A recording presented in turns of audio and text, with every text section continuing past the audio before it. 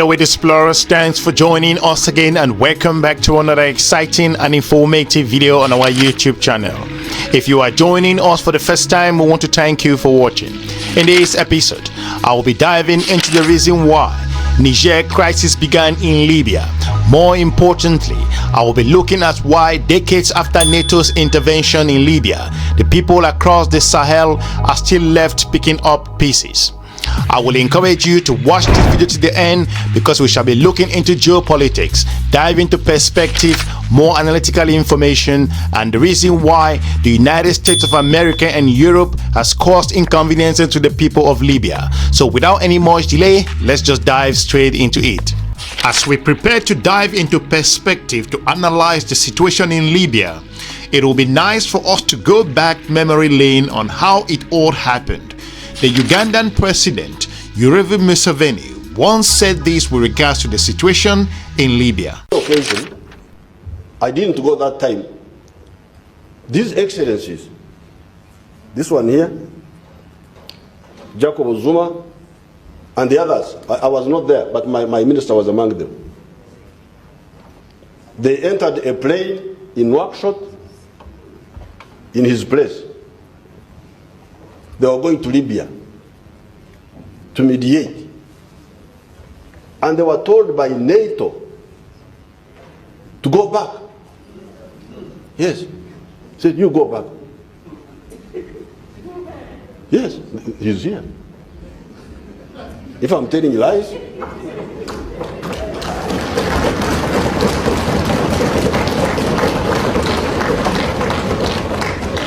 African presidents on an African mission over African soil were ordered by NATO to go back. That NATO has not allowed them to land in Libya. Despite accepting that Libya was one of his regrets with regards to his presidency, former United States of America's President Barack Obama, during the Libya's event, went ahead to the media and talked about this particular situation as things were unfolding at the time. No one had precise information of what was going on in Libya, but the United States of America actually went ahead to talk about the evacuation of its citizens and also engage its allies. Let's listen to what he has to say and we will dive into the specifics. The team has been working around the clock to monitor the situation there and to coordinate with our international partners about a way forward. First, we are doing everything we can to protect American citizens. That is my highest priority. In Libya, we've urged our people to leave the country, and the State Department is assisting those in need of support. Meanwhile, I think all Americans should give thanks to the heroic work that's being done by our Foreign Service officers and the men and women serving in our embassies and consulates around the world. They represent the very best of our country and its values. Now, throughout this period of unrest and upheaval across the region, the United States has maintained a set of core principles which guide our approach. These principles apply to the situation in Libya. As I said last week, we strongly condemn the use of violence in Libya. Libya, by all accounts, was a disaster. According to information coming from Libya, the situation is in dire need at the moment. Based on UN information, that is the reason why UN's envoy, who is currently in Libya, the United Nations Special Envoy for Libya, says he is resigning as the world's body cannot successfully support the country's political transition when its leadership puts their own interest above finding a solution. According to the UN envoy, I have tendered my resignation to the Secretary General, Senegalese diplomat Abdoulaye Bathily, told reporters most recently after briefing the Security Council on the situation in the North African country. The United Nations mission in Libya, known as UNSMIL, made a lot of efforts under my leadership, the expert went ahead to point out, over the last 18 months, but the situation has deteriorated Mr. Bentley said, condemning the lack of political will and also good faith by Libyan leaders. If you look at other aspects, under the circumstances, there is no way the United Nations can operate successfully. He concluded, there is no room for a solution in the future. Bathily also announced the delay of a national reconciliation conference originally scheduled for April 28. A new date has not been set. Libya is still riven by conflict and civil war more than a decade after the 2011 NATO-backed overthrow of long-time ruler Mohamed Gaddafi. The country is divided between a United Nations recognized government based in Tripoli and a rival administrations in the country's east.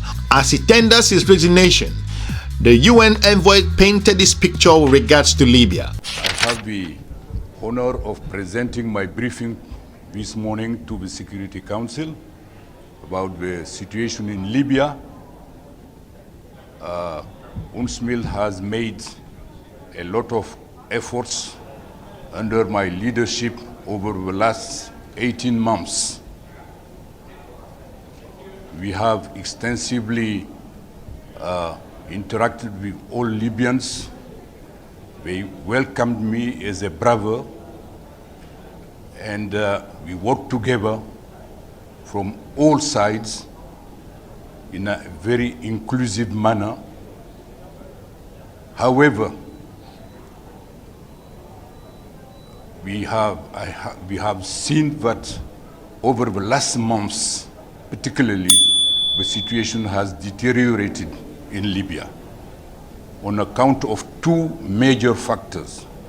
The first one is the lack of political will and good faith by the major Libyan actors who are comfortable with the current stalemate which have been going on in Libya since 2011.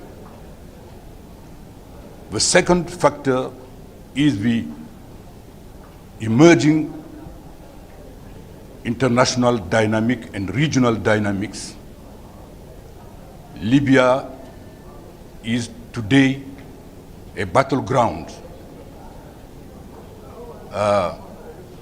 We have seen that there is an ongoing renewed scramble for Libya, for its territory used as military confrontations by different foreign actors, but also Libyan armed group and other security forces used politically in the conflicts inside the country. All the conflicts in the region today have an impact in Libya. Whether you talk about the crisis in Ukraine, whether you talk about the situation in Gaza, whether you talk about the disintegration of Sudan, and of course, the ongoing security situation in the Sahel. All these crises are interlinked, and over the last weeks and months, Libya is more and more on the road almost to lose its sovereignty. The UN has made all the efforts. UNSMIL has attempted to avert this situation. The United Nations has itself to blame in several areas. During the events in Libya, the United Nations came under incredible pressure, looking at other geopolitical partners who were pushing ahead to get into the country of Libya. With regards to resolutions, this is what happened at the UN Security Council around the 2011 period, where the UN itself actually cleared the foreign interference into the country of Libya. Let's listen to what the mainstream media have to say, and we will join you on the other side. The Libyan crisis has reached a major turning point, with the United Nations clearing the way for airstrikes against the forces of Colonel Gaddafi. Earlier today, after weeks of indecision, the UN Security Council endorsed a no-fly zone to protect civilians. The resolution stopped short of deploying ground forces, but it's paved the way for foreign jets to attack Gaddafi's army, which is now advancing on the rebel-held cities of Benghazi and Tobruk. We'll cross to the ABC's foreign editor shortly, but first, here's North America correspondent Lisa Miller. After weeks of talks came the final days of intense negotiations and last-minute pressure from the French. We have very little time left. It's a matter of days. It's perhaps a matter of hours. All that was left was for the 15-member Security Council to vote. 10 votes in favour, 0 vote against, 5 abstention. The future of Libya should be decided by the people of Libya. The United States stands with the Libyan people in support of their universal rights. The central purpose of this resolution is clear: to end the violence, to protect civilians, and to allow the people of Libya to determine their own future, free from the tyranny of the Gaddafi regime. As you have seen, with regards to the situation in Libya, just listen to what the French ambassador and the British ambassador and also the United States of America's ambassador with regards to their vote in the UN. The French ambassador even went ahead to say that there were just days remaining. Let's dive into the deeper aspect with regards to this video, and let's give you the analysis with regards to the situation in Libya, and we will join you on the other side. I will be reminding us of the iron rule of foreign interference in the continent of Africa. Every military intervention considered successful at the time have unintended effects with regards to the cascade of long and after missions formally ended. The 2011 Libyan adventures saw United States of America, France, and British governments launch an initially limited humanitarian intervention to protect civilians that quickly morphed into a regime change operations, unleashing a torrent of violence and also extreme across the region. There was little dissent at the time as Libyan leader Muammar Gaddafi forces battle anti-government rebel. Politicians, the press, and also anti-Gaddafi Libyan painted an overwhelmingly simplistic picture of unarmed protesters and other civilians that are facing imminent, if not already unfolding, situation with regards to genocide in the country. Only years later will the United Kingdom House of Commons Foreign Affairs Committee report publicly determined, echoing and also conclusion of other post-mortems, that charges of an impending civil massacre were not supported by the available evidence based on the ground information, and that the threat to civilians was overstated, and that the rebels included the significant Islamist element that carried out numerous atrocities of its own. If you look at perspective, the late Senator of the United States of America, John McCain, Joe Lieberman, and also John Kerry all called for a no-fly zone. According to analysis, I love the military, but there's always seem to find reasons why you can't do something rather than why you can, explained the former Senator John McCain. The American Enterprise Institute, Daniel Plecker, said it will be an important humanitarian step. The now defunct Foreign Policy Initiative, the FPI, gathered a who is who of a neoconservative to repeatedly urge the same in different areas in the American policy corridors. In a letter to then President Barack Obama, they quoted back Obama's Nobel Peace Prize speech, in which he argued that inaction tears at our conscience and can lead to more costly interventions later. Then Secretary of State Hillary Clinton, reportedly instrumental in persuading Obama to act, was hence swayed by similar arguments. Friends and unofficial advisor Sidney Blumenthal assumed her that once Gaddafi fell, limited but targeted military support from the West combined with an identifiable rebellion could become a new model for toppling Middle Eastern dictators. Pointing to similar deteriorating situation in Syria, Blumenthal claimed that the most important event that could alter the Syrian equation could be the fall of Gaddafi, providing an example of successful rebellion. Despite Gaddafi's ouster, the Syrian civil war continues this day and its leader Bashar al-Assad is still in power. Moving ahead, based on our research, columnist Anne-Marie Slaughter urged Clinton to think of Kosovo and Rwanda, where even a small deployment could have stopped the killing, and insisted United States of America intervention would change the image of the United States overnight. In one email, she dismissed counter-argument. People will say that we will then get emblemished in a civil war. Then we cannot go into another Muslim country, that Gaddafi world, and there will be a million reasons not to act. But all our talks about global responsibility and leadership, not to mention respect for universal values, is completely empty if we stand by and watch this happen with no response but sanctions. If you look at different perspective, despite grave and often stated reservation, Obama and NATO got United Nations authorization for a no-fly zone. Pro-war voices like Pleca and Iraq war architect Paul Wolfowitz immediately began moving the goalpost by discussing Gaddafi's ouster, suggesting escalations to prevent United States of America's defeat, and criticizing those saying that Libya wasn't a vital interest of the United States of America. NATO undefined war aim quickly shifted, and officials spoke out of both sides of their mouth. Some insisted the goal wasn't regime change, while others said that Gaddafi needs to go. It took less than 3 weeks for FBI Executive Director Jimmy Fly, the organizations of the neocons letter to Barack Obama, to go from insisting it will be a limited intervention that will involve regime change to professing, I don't see how we can get ourselves out of this without Gaddafi going, based on our own research. If you look at perspective, after only a month, Obama and NATO allies publicly pronounced they will stay the course until Gaddafi was gone, rejecting the negotiation exit put forward by the African Union. There is no mission creep. NATO Secretary General Andre Fogh Rasmussen insisted 2 months later, 4 months after that Gaddafi was dead, captured and also killed thanks to a large part to a NATO airstrike on the convoy he was traveling in. Good afternoon, everybody. Today, the government of Libya announced the death of Muammar Gaddafi.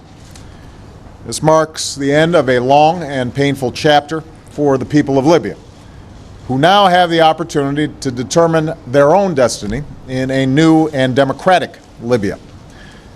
For 4 decades, the Gaddafi regime ruled the Libyan people with an iron fist.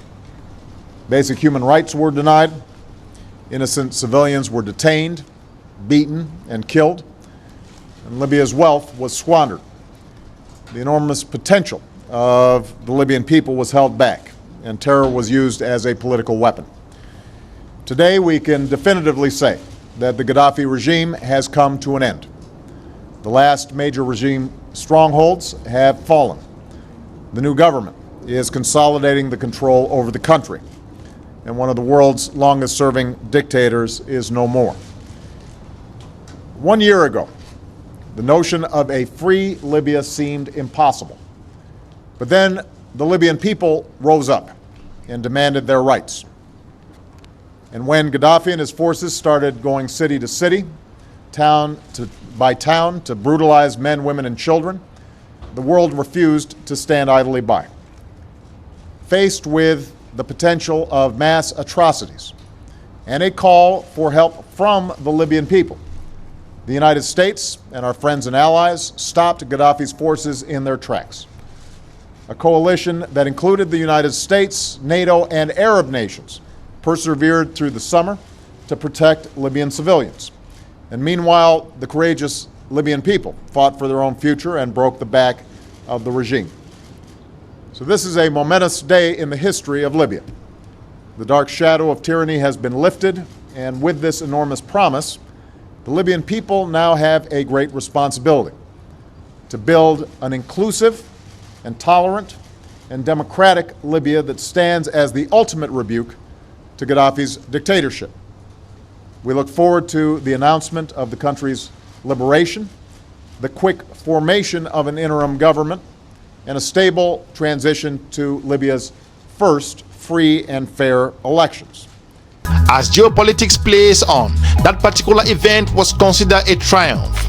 We came, we saw, he died. Clinton joked to a reporter upon hearing the news. Analysts talked about the credit owed to Obama for the success. As Operation Unidentified Protector comes to a close, the alliance and also its partners can look back at an extraordinary job. Well done, wrote U.S. Permanent Representative to NATO, Ivo Dadler, and then Supreme Allied Commander in Europe, James Stavstovich, in October 2011. Most of all, they can see in the gratitude of the Libyan people that the use of limited force, precisely applied, can also affect real positive political change. That same month, Clinton traveled to Tripoli and also declared Libyan victory as she flashed a peace sign. It was right thing to do, Obama told the United Nations, presenting the operation as a model that the United States of America was proud to play a decisive role in. Soon, discussions moved to exporting this model elsewhere like Syria, hailing the United Nations for having at last lived up to its duty to prevent mass atrocities.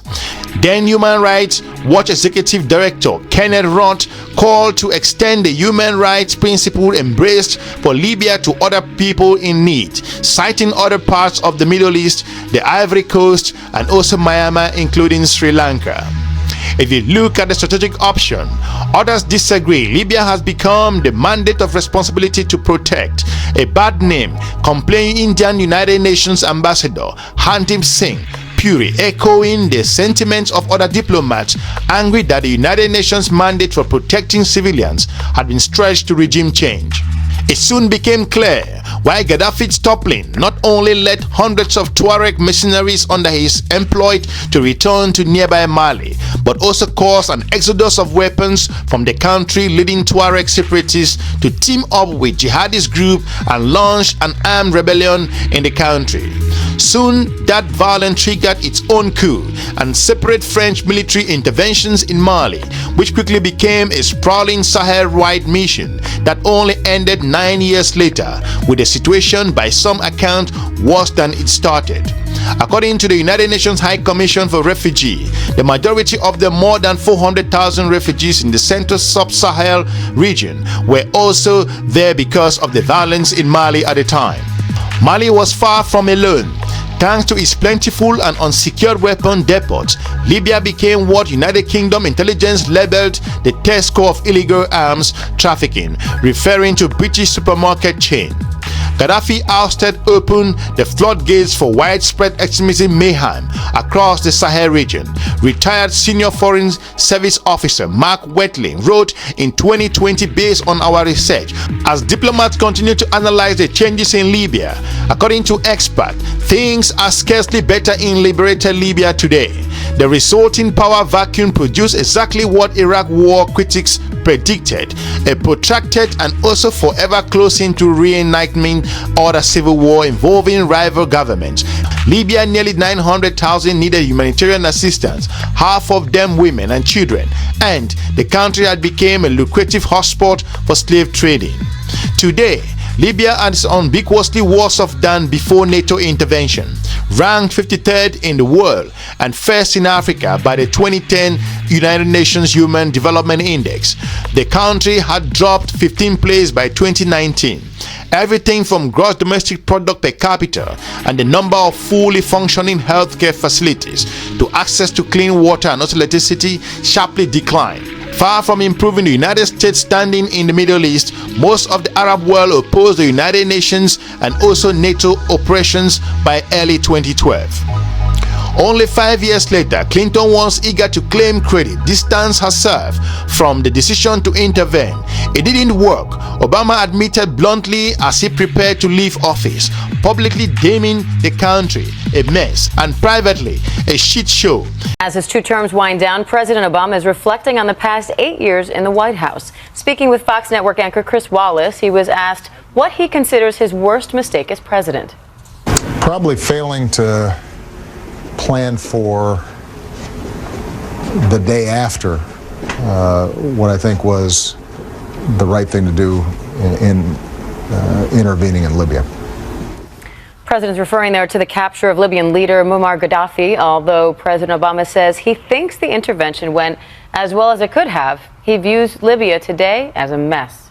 The New York Times collected the damning verdict of those involved. We made it worse. Gaddafi is laughing at us from his grave.